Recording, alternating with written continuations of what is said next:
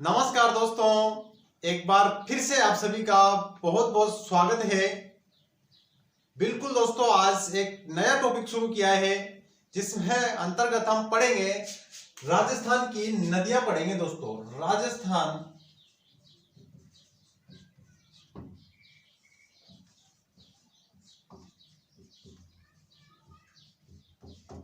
यह ज्योग्राफी का दोस्तों ऐसा टॉपिक है जिसमें अगर आपकी पकड़ हो गई तो आपको ज्योग्राफी में इस प्रकार से कॉन्फिडेंस आ जाएगा आपके अंदर।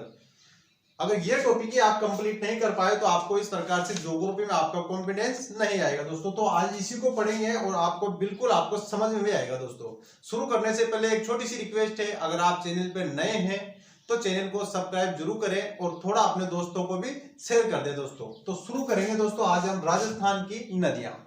राजस्थान की नदियों को हम दोस्तों तीन भागों में पढ़ते हैं। तीन भाग कौन कौन से हैं?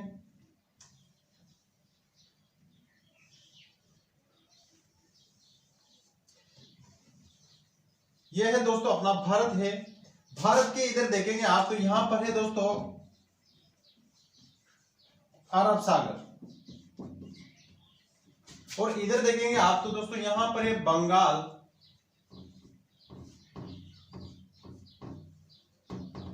इधर आप देखेंगे दोस्तों तो बंगाल की खाड़ी है और अपना राजस्थान पड़ता है दोस्तों यहां पर, ठीक है।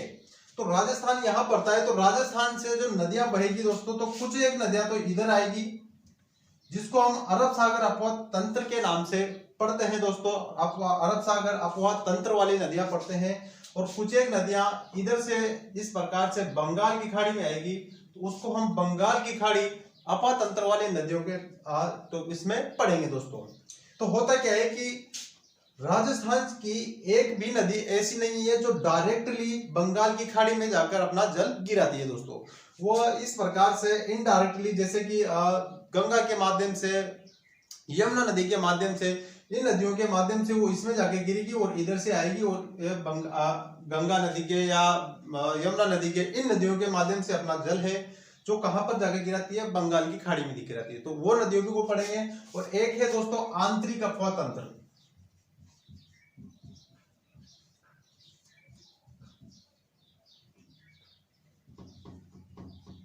एक है दोस्तों आंतरिक अपवाह तंत्र वाली नदियां, तो उसको भी आज हम कंप्लीट करेंगे दोस्तों। तो एक बार मैं इसको मिटाता हूं और शुरू करते हैं अपने टॉपिक को। तो कुल मिलाकर तीन प्रकार की नदियां होती है, तीन अपवाह तंत्र होते हैं। एक तो बंगाल की खाड़ी अपवाह तंत्र, अरब सागरीय अपवाह तंत्र, और एक है दोस्तों आंतरिक अपवाह तंत्र। तो दोस्तों आज के वीडियो में पढ़ेंगे हम आंतरिक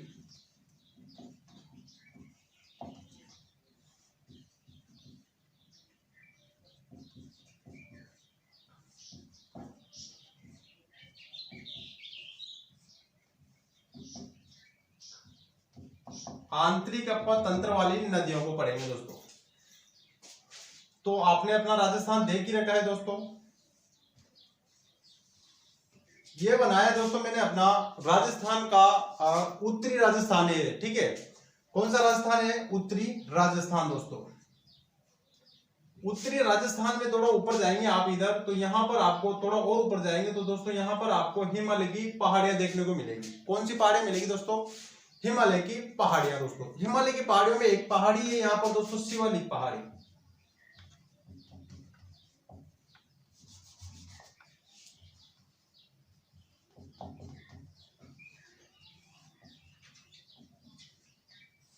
एक पहाड़ी है दोस्तों यहाँ हिमालय की पहाड़ियों में, शिवालिक पहाड़ियां हैं। इस शिवालिक पहाड़ी में यहाँ पर दोस्तों एक माता का मंदिर भी दोस्तों, कालका माता का, कालका माता का यहाँ पर मंदिर है। और यहाँ से शिवालिक की पहाड़ियों से एक नदी निकलती है दोस्तों, जिस नदी का नाम है घग्गर नदी।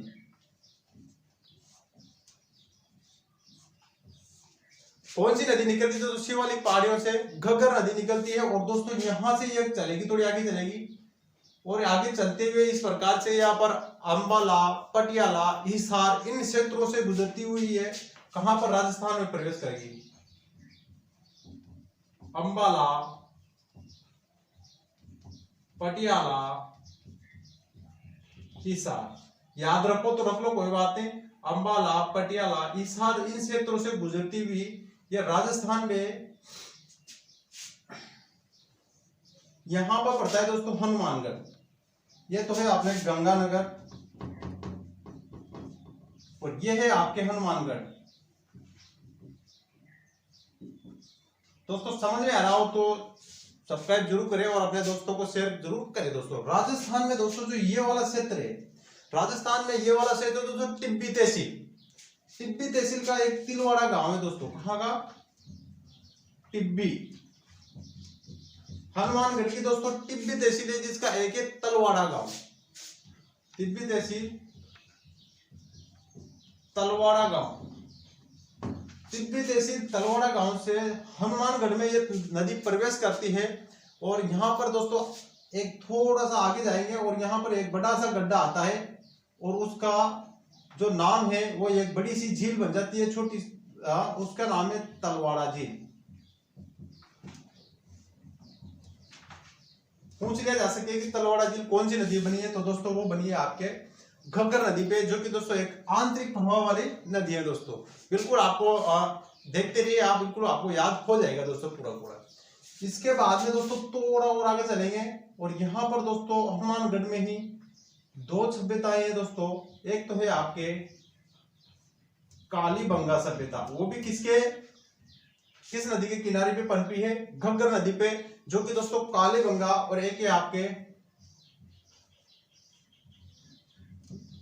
पीलीबंगा। ये दो सभ्यताएं दोस्तों घग्गर नदी के किनारे पे पनपी है, जो हमने राजस्थान की हिस्ट्री में, प्राचीन इतिहास में मैंने आपको बता रखा है। राजस्थान की सारी सभ्यताएं पढ़ा रखी है आपने, अगर आपने नहीं देखा है तो आपको वहां पर डिटेल से देख सकते हैं आप। कालीबंगा, पीलीबंगा। कालीबंगा में आपने देखा होगा दोस्तों अमनानंद घोष, बीबी लाल, बीके थापर, ये सारी देखा होगा आपने। वहां पर समकोण की सड़कें बनी हुई मिली है आपके, वहां पर स्नानागार देखे हैं, यहाँ पर 6 छेद वाली खोपड़ियां देखी है इंसान की हमने, वहां पर अग्नि वेदिकाएं देखी है। इस प्रकार से तो सारी चीजें जैसे मैंने रट रखी है, जैसे आपने भी रट रखी होगी दोस्तों, किसकी?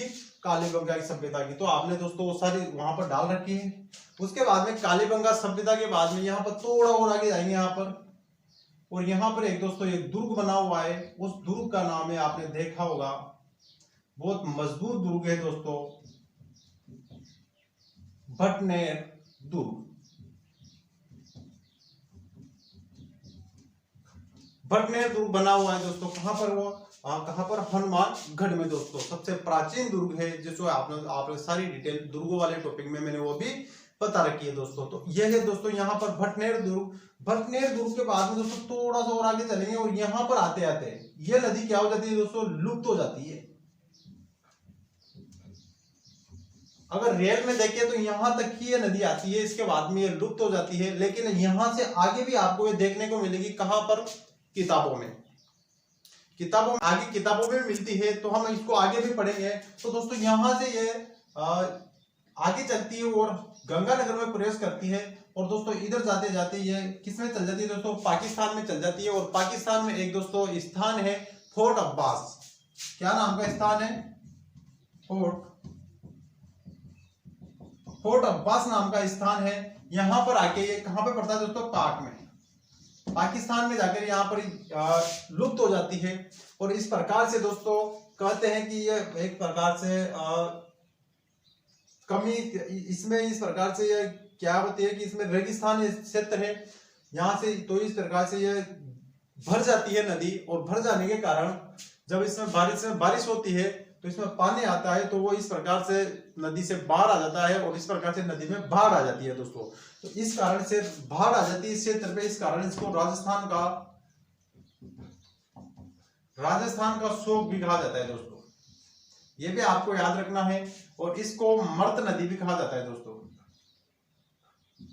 मर्त नदी भी इसी को कहा जाता है। और मर्त नदी के बाद में इसको जो जिस क्षेत्र पे ये नदी अभी बह रही है, यहाँ पर पहले दोस्तों सरस्वती नदी बहती है, तो ये भी याद रखना दोस्तों।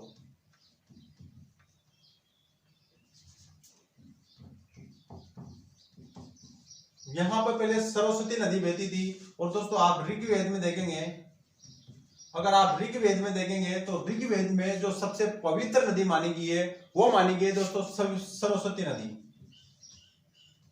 सबसे पवित्र नदी मानी गई है ऋग्वेद में किसको, सरस्वती को, जिसको नदी तमा के नाम से भी इसको जाना जाता था। अगर दोस्तों ऋग्वेद में सबसे इंपॉर्टेंट नदी की बात करें तो वो देखेंगे आप सिंधु नदी। दोस्तों सिंधु नदी का नाम आता है सबसे इंपॉर्टेंट नदी की बात करें, लेकिन वहीं पर अगर पवित्र नदी की बात की जाए ऋग्वेद में भी तो जिसको सरस्वती को माना जाता था, जो कि दोस्तों अगर आप देखेंगे तो जहां पर घग्गर नदी बहती है आज, वहीं पर ही पहले सरस्वती नदी बहती थी। तो ये भी इंपॉर्टेंट है, आपको याद रखना है। इसको नदी तमा के नाम से जाना जाता था, सरस्वती को पहले ऋग्वेद में, तो इसको मर्त नदी के नाम से जाना जाता है। और दोस्तों जो ये घग्गर नदी का जो परवा क्षेत्र था उसको नाली या पाट के नाम से जाना जाता था, परवा क्षेत्र को।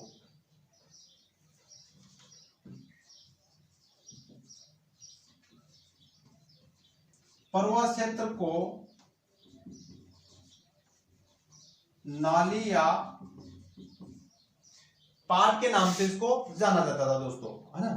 तो ये सारी बातें थी दोस्तों। इसको एक बार फिर से मैं आपको 2 मिनट में रीडिंग बनाता हूँ। घग्गर नदी निकलती है हिमालय की पहाड़ियों से, हिमालय में शिवालिक की पहाड़ियों से निकलती है, जहां पर एक कालका माता का मंदिर भी है, वहां से निकलती है, जहां पर अंबाला, पटियाला, हिसार से होते हुए और टिब्बी तहसील तलवाड़ा गांव हनुमानगढ़ में प्रवेश करती है यहाँ पर, और थोड़े आगे चलते हैं यहाँ पर तलवाड़ा झील बनी हुई इस नदी पे, जिसके किनारे पे कालीबंगा, पीलीबंगा सभ्यता है, जो कि आपने वहां पर देख सकते हैं दोस्तों। आगे चलेंगे थोड़ा तो भटनेर दुर्ग मिलेगा, और यहाँ पर आगे आती है नदी लुप्त हो जाती है, और उसके बाद में श्री गंगानगर में भी जाती है। अगर बारिश अच्छी हो, बाढ़ आ जाए इसमें, तो आगे भी चली जाती है। और यहाँ तक भी इस प्रकार से किताबों में आपको देखने को मिलेगी कि इसका लास्ट स्थान कहाँ पर है, तो ये दोस्तों पोर्ट अब्बास में। और इसकी कुल लंबाई मानी जाए दोस्तों यहाँ से लेकर यहाँ तक, तो ये दोस्तों 465 किलोमीटर इस नदी की कुल लंबाई आती है, घग्गर नदी के दोस्तों। ठीक है, तो आपसे पूछ लिया जाए कि राजस्थान की आंतरिक अपवा तंत्र की यह सबसे लंबी नदी है दोस्तों, किसकी? आंतरिक अपवा तंत्र की राजस्थान की सबसे लंबी नदी कौन सी है दोस्तों? तो वो आएगी आपके घग्गर नदी दोस्तों। तो दोस्तों ये नदी कंप्लीट हो गई। और ये सेकंड नदी है दोस्तों दूसरे नंबर की, जो है दोस्तों कांकनी नदी। कौन सी नदी? कांकनी नदी। देखिए दोस्तों इसकी क्या है दोस्तों? यह है दोस्तों कोठारी गांव।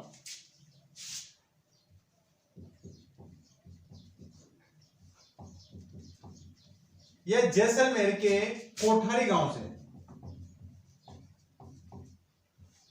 यह जैसलमेर के कोठारी गांव से निकलती है दोस्तों। जैसलमेर के कोठारी गांव से निकलती है और लगभग 17 किलोमीटर ये चलती है यहां से, और आगे जाकर एक झील का निर्माण करती है दोस्तों। उस झील का नाम है दोस्तों भुज झील। उस झील का नाम है दोस्तों भुज झील का निर्माण करती है। और ये कहते हैं कि यहाँ तक की यह 17 किलोमीटर है, लेकिन अगर इसमें ज्यादा पानी आ जाए, ज्यादा बारिश हो जाए, तो ये दोस्तों मीठा खाड़ी पाकिस्तान तक भी चली जाती है। आगे जाकर फिर जैसलमेर के बाद में आगे भी चल जाती है, और कहां तक चल जाती है आपको? मीठा खाड़ी दोस्तों पाकिस्तान तक भी ये नदी है जो प्रवेश कर जाती है। यह राजस्थान की आंतरिक अपवा तंत्र की सबसे छोटी नदी है।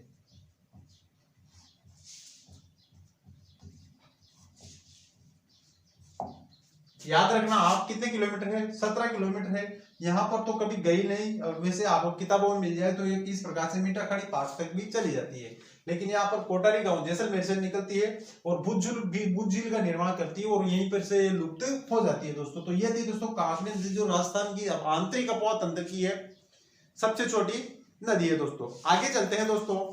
एक है दोस्तों ये है कांकनी नदी, एक है दोस्तों कांतली नदी। यही बना देता हूं।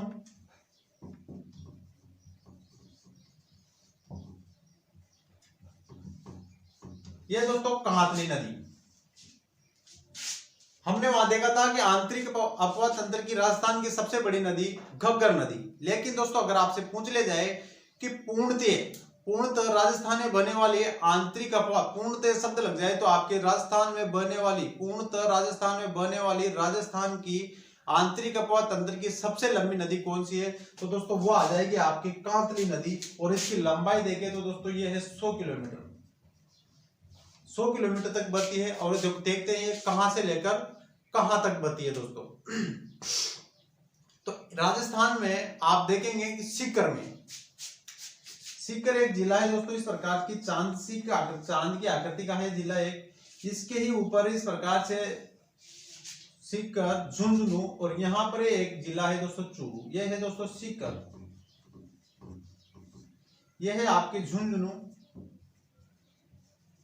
और यह है दोस्तों आपके चूरू। सीकर में एक स्थान है दोस्तों खंडेला की पहाड़ियां। क्या यहाँ खंडेला की पहाड़ियों के नाम से ये पहाड़ियां हैं,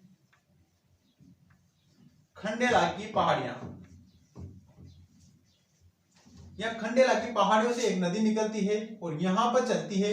जैसे ये थोड़ा आगे जाएगी दोस्तों तो इसके किनारे पर, खंडेला की पहाड़ियों के किनारों पर एक बहुत ही शानदार सभ्यता पनपी है, गणेशर सभ्यता। कौन सी सभ्यता पनपी है दोस्तों?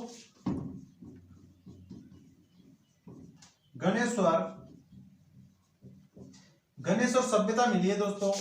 गणेश्वर सभ्यता, आपने वही सभ्यता वाला टॉपिक में आपको बताए रखा है, जहां पर हमने पढ़ा था मछली पकड़ने के, यहाँ पर कांटे मिले हैं। रतन चंद्र अग्रवाल द्वारा इसकी खोज की गई दोस्तों, किसकी? गणेश्वर सभ्यता की। तो इसको हम यहाँ से ज्यादा डिटेल से नहीं पढ़ेंगे। उसके बाद में दोस्तों ये नदी निकलती है और ये झुंझुनू में प्रवेश कर जाती है, और झुंझुनू में के बाद में यहाँ पर भी एक, इसमें झुंझुनू में भी एक सभ्यता है दोस्तों, सोनारी सभ्यता। हमने देखा था सभ्यताओं की जितनी भी सभ्यताएं पनपी है वो कहां पर पनपी है?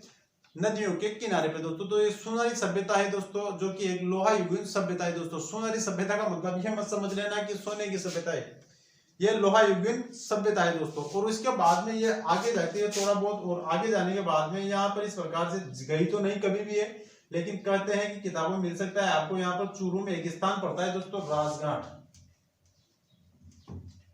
राजघाट में जाती है, और यहाँ पर जाकर ये क्या हो जाती है दोस्तों? लुप्त हो जाती है। राजघाट में जाकर ये जो नदी है आप देखेंगे, कांकरी नदी, जो कि 100 किलोमीटर बढ़ती है, पूर्णतः राजस्थान में बने वाली सबसे लंबी नदी है। तो ये कांकरी नदी यहाँ पर जाकर ये लुप्त हो जाती है दोस्तों। तो एक नदी है दोस्तों साबी नदी।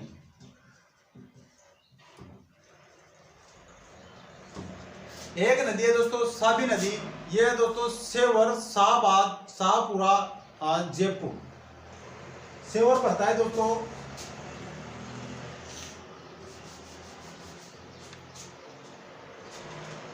अगली नदी है दोस्तों साबी नदी।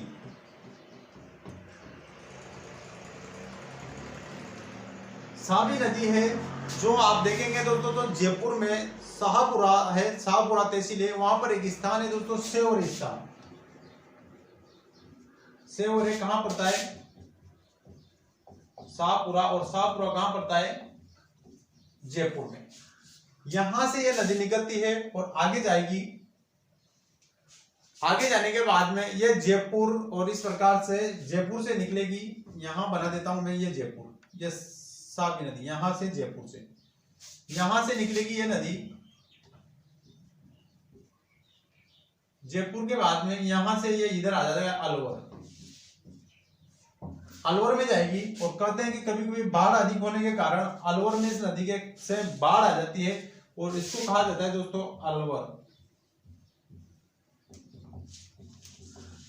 अलवर का शोक, राजस्थान का शोक हमने घग्गर नदी देखा था, और ये है दोस्तों अलवर का शोक, जिसको किसको कहा जाता है? साबर नदी को कहा जाता है। तो ये छोटी सी बातें हैं। और इसकी एक नदी है दोस्तों सोडा नदी, इधर से आती है एक सोडा नदी, ये इसकी एक सहायक नदी है। तो याद रखो, तो रख लेना दोस्तों। उसके बाद में एक है आपके मेहता नदी है दोस्तों, सांबर झील में गिरती है। कोई कहानी नहीं है, बनाओ तो बना लो। यहाँ पर ये सांबर है, सांबर झील इधर से आती है दोस्तों एक मेहता नदी। मेहता नदी है जहां पर दोस्तों बीच में यहाँ पर लूनवा पड़ता है, जो कि दोस्तों जैनियों का, इस प्रकार से जैनियों का एक प्रसिद्ध स्थान है। प्रसिद्ध जैन संप्रदाय की एक प्रमुख शक्ति पीठ है दोस्तों लूनवा, जो कि यहाँ पर इस नदी के किनारे है नागौर में। और उसके बाद में एक नीचे यहाँ से एक कुचल झील से एक कुचल झील पड़ती है दोस्तों अजमेर में, यहां से एक नदी निकलती है और ये नदी भी इसमें किसमें जाकर गिर जाती है दोस्तों, सांभर में गिर जाती है।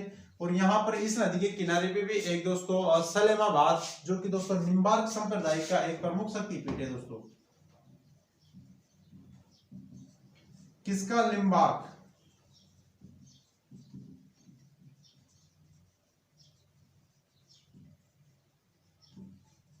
लिम्बाई संप्रदाय का एक प्रमुख शक्तिपीठ है दोस्तों। तो राजस्थान की दोस्तों आंतरिक प्रवाह तंत्र की लगभग नदियां हो गई है, कुछ एक छोटी छोटी नदियां बची है, बाकी इंपोर्टेंट नदियां जो हमने क्लियर की है दोस्तों आज की वीडियो में। धन्यवाद, मिलते हैं दोस्तों। अगर वीडियो अच्छा लगा हो तो चैनल को सब्सक्राइब जरूर करके जाना और अपने दोस्तों को भी शेयर करना दोस्तों। धन्यवाद, मिलते हैं नेक्स्ट वीडियो में, जिसमें हम पढ़ेंगे बंगाल की खाड़ी अपवाह तंत्र वाली नदियां और फिर इसमें अरब सागर वाली भी हम साथ ही क्लियर करेंगे दोस्तों।